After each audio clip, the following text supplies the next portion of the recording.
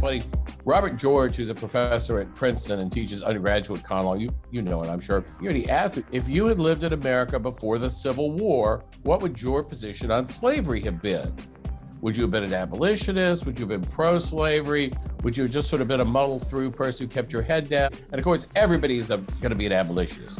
And then he tells them, you're lying to yourselves or you're lying to me, because everybody was an abolitionist. And if you think you're different, tell me one thing you've done that involves standing up against what your peers and your family and people you want jobs from think is right.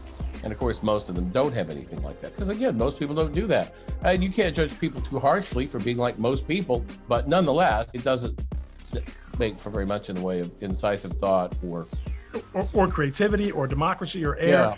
So morality. It's not a traditionally American way of looking at things. Andrew Jackson, one man with courage makes a majority, I think. I think the current administration does believe that, and that's what they're afraid of, actually. They know the name of that one man as well. Which, to be honest, I don't really understand. And this probably means that even I am not cynical enough. Clyde Tombaugh discovered the planet Pluto, not by looking and seeing Pluto initially, but by just seeing that other planets' orbits didn't look right.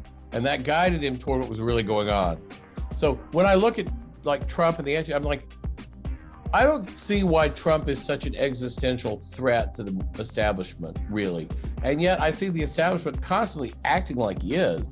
And while I yield to few people in my belief that the establishment is made up of idiots, still, when it comes to self-preservation, they're pretty good. What threat does he pose that leads to all that? And honestly, I don't get it.